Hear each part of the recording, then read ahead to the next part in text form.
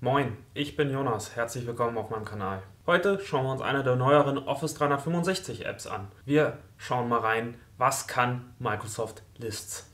Lists ist, wie der Name schon sagt, eine App, mit der ihr Listen in Office 365 anlegen und verwalten könnt. Was macht Lists dabei aus? Lists ist im Gegensatz zu den klassischen SharePoint-Listen oder Excel-Dateien eine alleinstehende Web-App, die ihr nach Belieben konfigurieren könnt mit einem Webeditor, mit Drag and Drop und mit der ihr ganz einfach ohne großes technisches Know-how verschiedene Arten von Listen entweder aus Vorlagen oder selbst gebaut erstellen könnt. Außerdem könnt ihr diese Listen beispielsweise auch aus Excel-Dateien importieren und quasi so vorhandene Excel-Listen, die ihr habt, in einer Webform digitalisieren. Wie das Ganze geht, zeige ich euch gleich im folgenden Video. Außerdem habt ihr die Möglichkeit, Lists in beispielsweise Microsoft Teams zu integrieren, um zusammen in einem Team an digitalen Listen zu arbeiten. Wie das funktioniert, zeige ich euch ebenfalls gleich. Bevor wir jetzt einsteigen in Microsoft Lists, eine Sache noch. Wenn euch solche Videos gefallen, dann lasst mir gerne ein Like da, abonniert diesen Kanal, schaut mal auf dem Kanal vorbei, hier gibt es viele Videos rund um Office 365 Apps und andere nützliche Microsoft Tools. So, aber jetzt lasst uns mal in Microsoft Lists reinschauen. Da sind wir wieder auf office.com, auf unserer App-Übersicht, das kennt ihr schon. Und hier sehen wir in der zweiten Reihe die App Lists und da klicken wir mal drauf und schauen mal rein, wie sieht Lists aus, wenn ich es aufmache. Ihr seht, das ist die Ansicht, wenn ihr Lists aufmacht, relativ aufgeräumt. Ich habe jetzt auch keine Listen angelegt, deswegen ist es leer. Und jetzt lasst uns mal zusammen eine neue Liste anlegen. Wir gehen dafür hier oben auf den Punkt Neue Liste.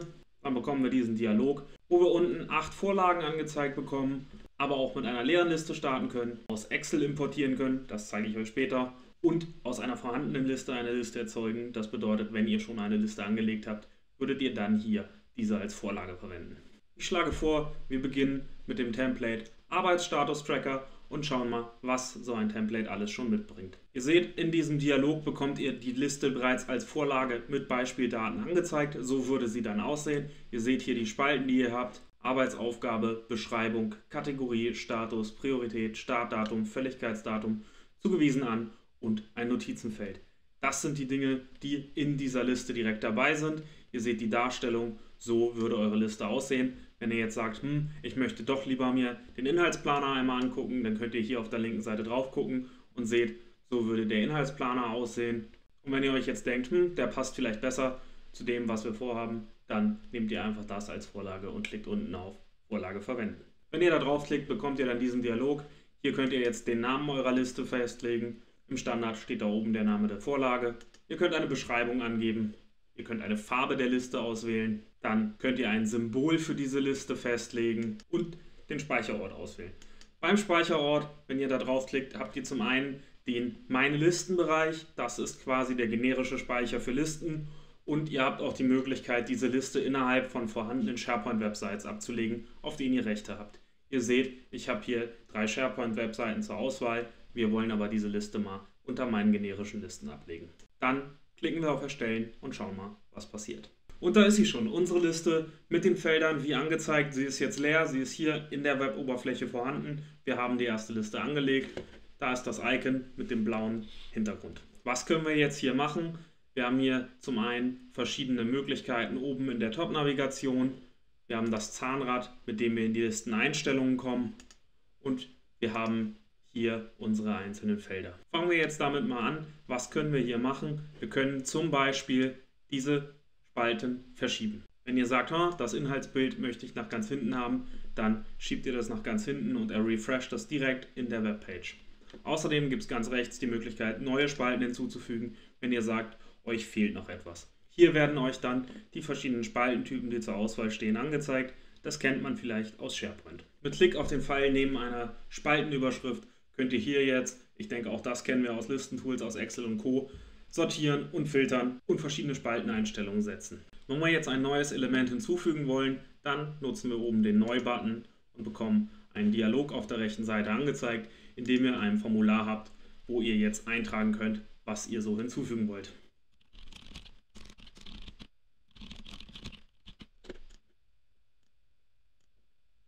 Wir haben jetzt hier mal ein paar Werte eingegeben. Ihr seht, all die Spalten, die in der Vorlage sind, könnt ihr hier jetzt befüllen. Wir können Speichern klicken und schon haben wir hier das erste Inhaltselement drin. Wenn ihr jetzt sagt, Ihr müsst aber mehrere Dinge zu Beginn eingeben. Dann gibt es hier oben die Möglichkeit, in Rasteransicht zu bearbeiten. Auch da wieder werden die SharePoint-Experten unter euch sagen, das kennt ihr schon, die Datasheet View bzw. die Rasteransicht. Wenn ihr das aktiviert, bekommt ihr diese Ansicht und könnt hier jetzt quasi wie in Excel direkt in der Tabelle reinschreiben und Felder auswählen und auch neue Elemente hinzufügen.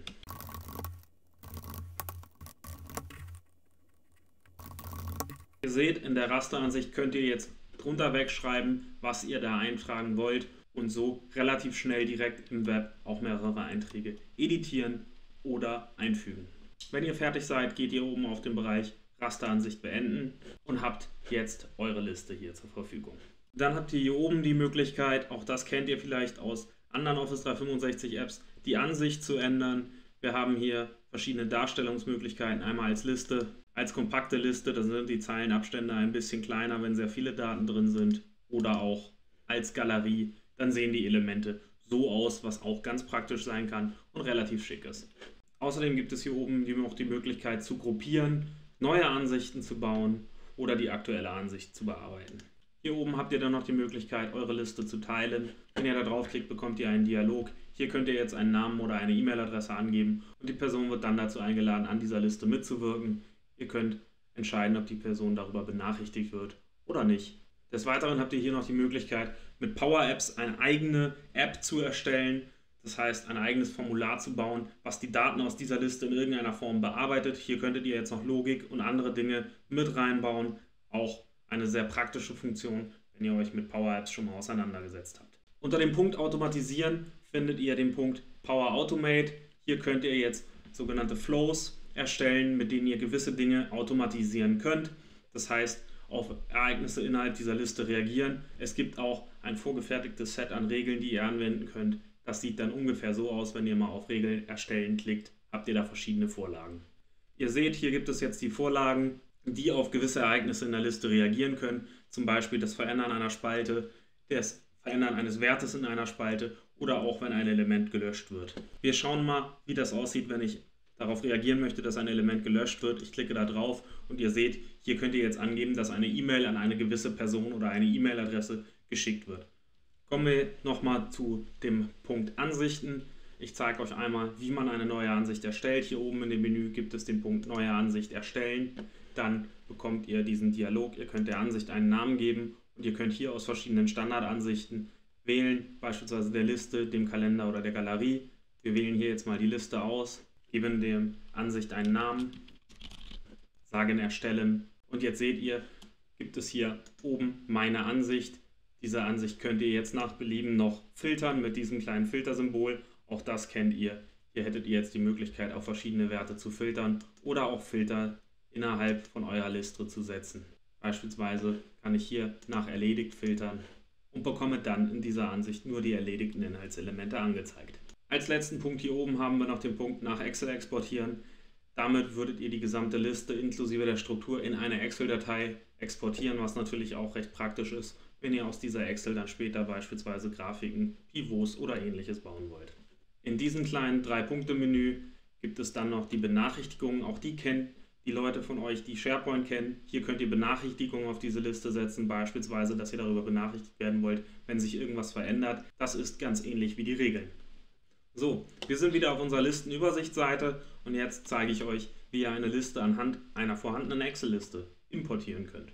Wir gehen wieder auf Neue Liste, wählen jetzt aus Excel aus und laden hier eine Excel-Datei hoch.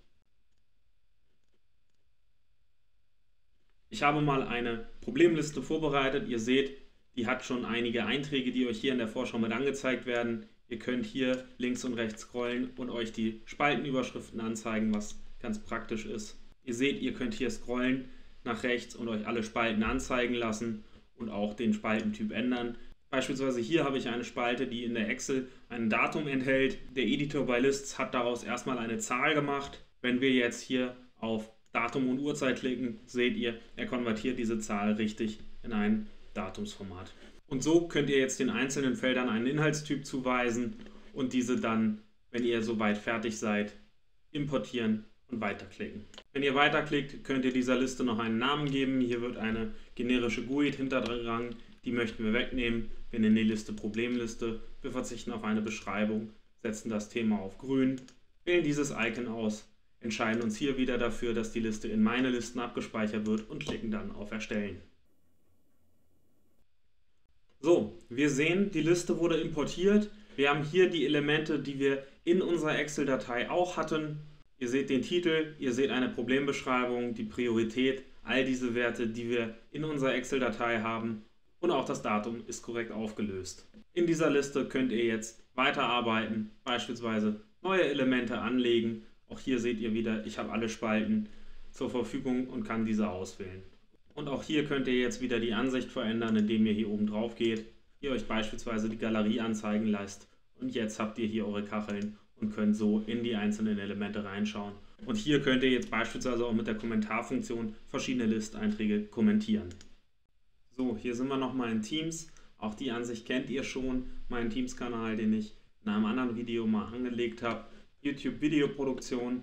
Auch hier könnt ihr jetzt mit Lists arbeiten, indem ihr wieder auf das kleine Plus hier oben in einem Kanal geht. Dann öffnet sich dieser Dialog, in dem ihr eine App hinzufügen könnt. Wir wählen hier Lists aus. Er lädt, dann fragt er euch, ob ihr eine Liste im Kanal speichern wollt. Wir sagen Speichern. Und hier habt ihr jetzt die Möglichkeit, eine vorhandene Liste hinzuzufügen, indem ihr den Link zur Liste einfach hier angebt und die vorhandene Liste hinzufügt. Oder ihr könnt hier eine neue Liste in eurem Team erstellen.